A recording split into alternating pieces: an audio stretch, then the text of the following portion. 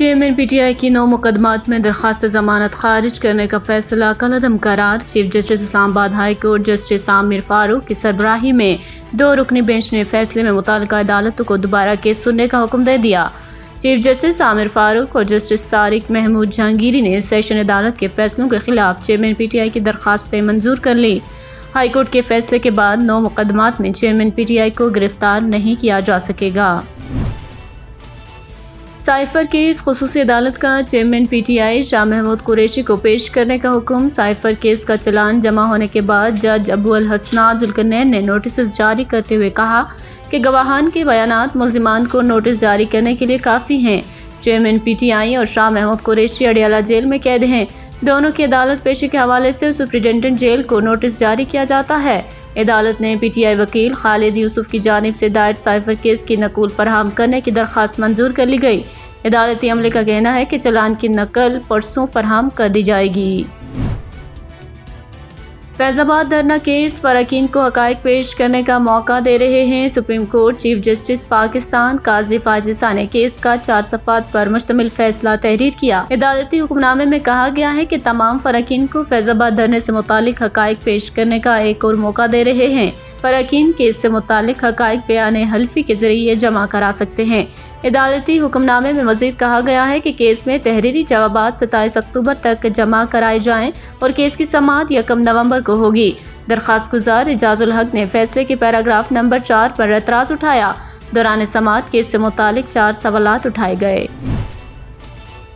مینار پاکستان جلسے میں صرف نواز شریف ہی خطاب کریں گے۔ پارٹی ذرائع کے مطابق جلسے کو کامیاب بنانے کے لیے مسلم لیگ نون نے نئے حکمت عملی طے کرتے ہوئے فیصلہ کیا ہے کہ 21 اکتوبر کو مینار پاکستان جلسے سے قائد نواز شریف کے علاوہ کوئی بھی پارٹی رہنما خطاب نہیں کرے گا۔ لیگی ذرائع کا کہنا ہے کہ مینار پاکستان جلسے میں پارٹی صدر شہباز شریف، چیف آرگنائزر مریم نواز اور حمزہ شہباز سمیت کوئی بھی رہنما خطاب نہیں کرے گا۔ قائد نون لیگ کے خطاب سے قبل صدر نون لیگ لاہور سیف الملوک کھوکھر حاضرین کا شکریہ ادا کریں گے۔ پرویز الہی کو بحفاظت گھر نہ پہنچانے پر پولیس افسران نے معافی مانگ لی۔ لاہور ہائی کورٹ میں چودھری پرویز الہی کو بحفاظت گھر نہ پہنچانے پر توہین عدالت کی درخواست کی سماعت ہوئی۔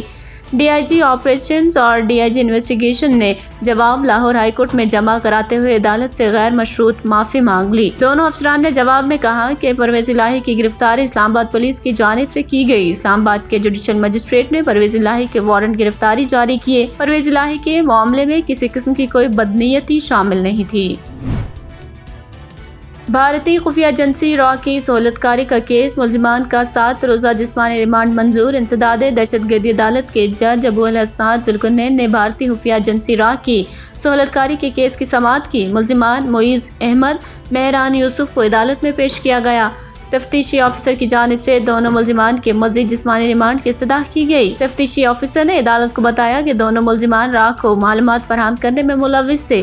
فراہم کی گئی معلومات پر مزید تفتیش درکار ہے۔ جج ابو الحسنات ذوالقرنین نے دونوں ملزمان کا 7 روزہ جسمانی ریمانڈ منظور کرتے ہوئے سماعت ملتوی کر دی گئی۔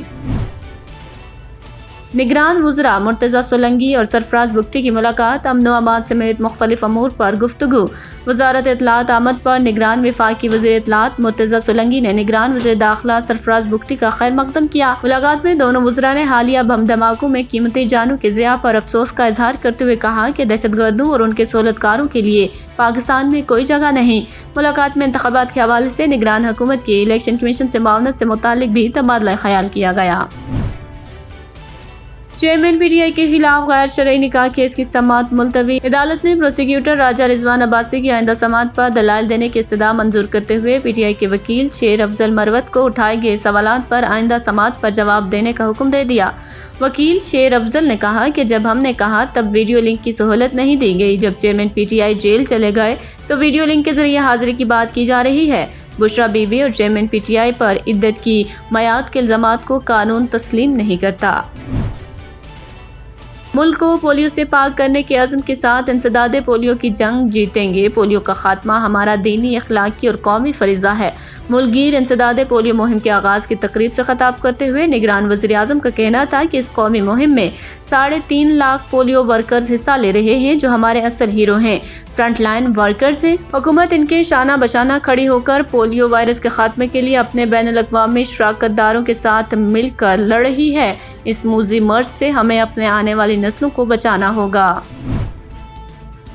بلدیہ فیکٹری کیس تمام مفرور ملزمان کے شناختی کارڈ اور اکاؤنٹس بلاک کرنے کا حکم۔ سندھ ہائی کورٹ میں سانحہ بلدیہ کیس میں حماد صدیقی سمیت دیگر مفرور ملزمان کی عدم گرفتاری پر سماعت۔ آئی جی سندھ پولیس عدالت میں پیش، مفرور ملزمان سے متعلق رپورٹ پیش کر دی گئی۔ آئی جی سندھ کی رپورٹ کے مطابق سندھ میں 50,058 ملزمان مفرور ہیں۔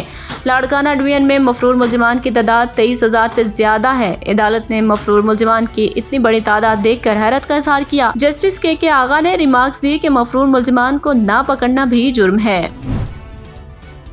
بھارت کے super star cricketer Virat Kohli Netherland کے خلاف دوسرے وارم اپ میچ سے قبل اسکواڈ چھوڑ کر ممبئی روانہ ہو گئے۔ کوہلی نے ٹیم انتظامیہ سے گوہاٹی سے ممبئی کے لیے روانہ ہونے کی درخواست کی تھی۔ انتظامیہ کی اجازت سے کوہلی ممبئی کے لیے روانہ ہوئے، تاہم بتایا جا رہا ہے کہ کوہلی کی آج اسکواڈ میں واپسی متوقع ہے۔ کرکٹ ویب سائٹ کے مطابق کوہلی کی اسکواڈ چھوڑنے کی تصدیق بھارتی کرکٹ بورڈ کی جانب سے بھی کی گئی ہے۔